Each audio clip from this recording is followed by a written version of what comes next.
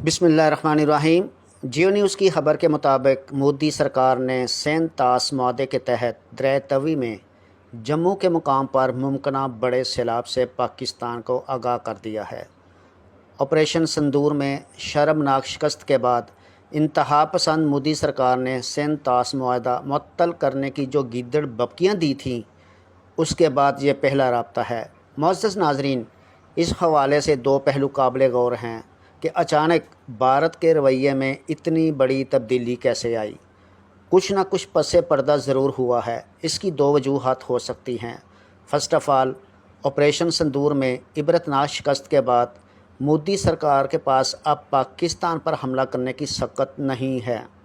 Secondly, Trump की जानिब से ठुकराए जाने के बाद मोदी जब चाइना रशिया कैब में गया होगा तो ये बात अंडरस्टूड है। उन्होंने लाजमन उसे समझाया होगा, दबाव डाला होगा कि ऐसी छिछोरी हरकतों से बाज आ जाओ, वरना नुकसान उठाओगे और तुम्हें हमारे कैंप में भी जगह नहीं मिलेगी। लिहाजा आपको पाकिस्तान की मुखालफत छोड़ना होगी। अब मोदी बेचारा मरता क्या ना करता, ना इधर का रहा ना उधर का रहा।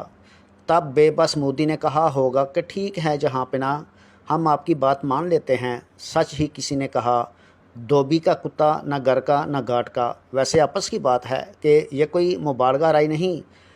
मुसद्दका रिपोर्ट्स के मुताबिक भारत की अस्करी क़यादत पाकिस्तान के साथ तसादम के लिए तैयार नहीं। पाकिस्तान जिंदाबाद।